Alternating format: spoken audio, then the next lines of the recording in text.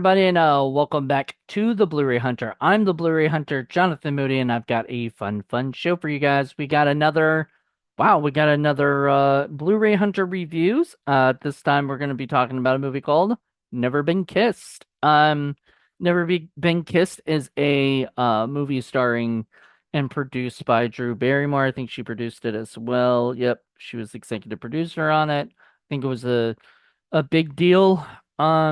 She was really excited to work on this movie, and I loved it again. I saw it, I think, once or twice before, and so this was like I think my I want to say this was my second or third time watching it, and I really enjoyed the movie. So I watched it late in the game, like I watched it like I think last year for the first time. So this is still sort of new to me. Could have done it for a rewatch and review, but I usually like to think of those as movies I'm gonna do like that I haven't seen in years or something, and I want to review it again, or review it for the first time, but I want to rewatch it again. So anyway, get into the story. So it's about a reporter, Josie, um, who has to go back into high school to get as a high school student to try to learn what's going on with the high school kids. And the problem is when she was in, high school, she was not a cool chick at all. She was nerdy. Everybody called her Josie Grossi. She was just this, you know, uh, chick who just didn't know how to handle high school. But like a lot of people in high school, she wasn't put together and she needed help. So when she gets this opportunity to go undercover as a high school student, she takes it. But there's some interesting stuff there where the boss, where her boss basically, not the big boss, but her boss basically tells her that, and God, why am I blanking on his name? Um John C. Riley. John C. Riley is like telling her, like, look, be very careful with this because, if you want, I'll take you off this because I don't think you're ready. And you can sort of see, like, throughout it, she's not ready. She's pitching awful ideas, like what they're feeding them at in the cafeteria, stuff like that. Like, who cares? Like, they want scandal. They want something juicy. You know, they don't want that. And then when she has opportunities, other people get it before her because she's not thinking about those as opportunities because she is getting too invested in the people. And I think that really is her character flaw throughout the movie is she's not really like a great reporter because she cares too much about the subjects. She kind of falls in love with the teacher. She um and he kind of has feelings for her that he shouldn't be having. Um, which is a little weird, I guess now to like look at it. It's kind of like they do it in sort of a light way that I think it's okay, but like it's still questionable, in my opinion, in my mind. But I mean, any way you do sort of this sort of thing where a adult goes back into high school, there's gonna be like areas where you're gonna have to question like that's an adult playing that role, but which is funny because most high school kids these days are played by adults. That's the joke that like Scary Movie does and stuff like that, but it's true. A lot of people are in their 20s, because a real high school kid might not fully understand how to play himself, play themselves. They will know how more when they get adult, they kind of start to be more self-aware of, what they were like back in high school and they can play it a little bit better. But uh, so Drew Barrymore, who does not look like she's a high school girl, has to do this. And I really enjoyed rewatching it. It was funny.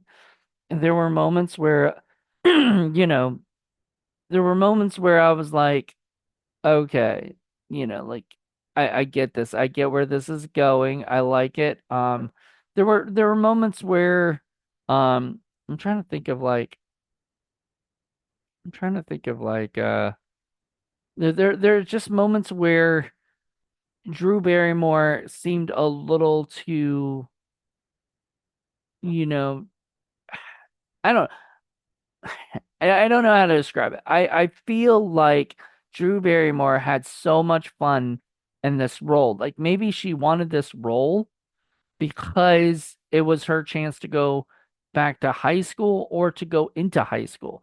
Because I feel like I don't know Drew Barrymore's schooling. I don't know if she ever went to a public high school or not, but like, when you're not playing, teenagers in high school and stuff, and you're not actually like movies like there's shows like My So-Called Life or something, but you're not doing that when you're a teenager.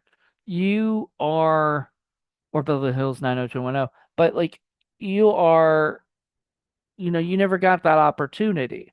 Like I'll use this example. I'm sure that people on Saved by the Bell who usually probably had to have what is it? Like schooling on set, right? So on set they had to be schooled as opposed to go to a real actual high school. Some people do. Like after a while, they're child actor, they get to a certain age and then they go into regular high school. It's probably a preppier high school, more rich high school, but they go to those.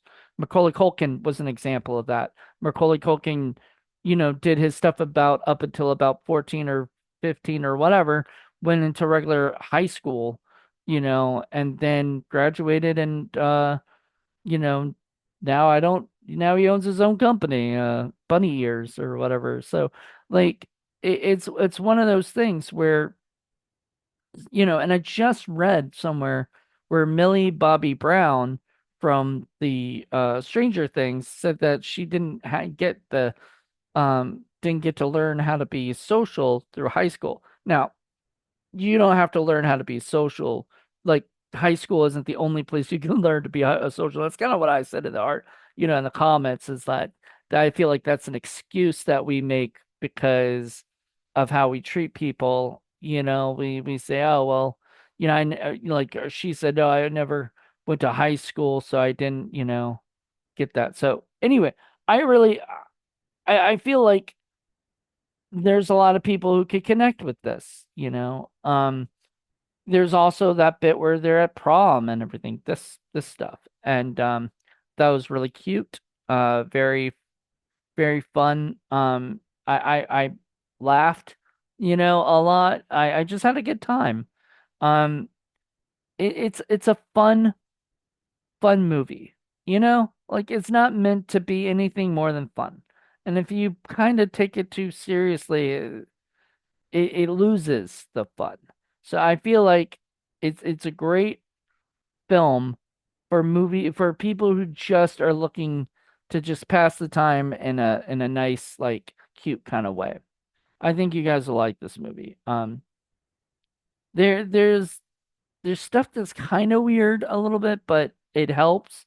She has a brother played by David Arquette who kind of always also like, he was the popular kid in high school. And there's one part where he kind of just helps her become popular by telling everybody like him as this random guy Rob who doesn't even have a last name, sort of a joke in the movie.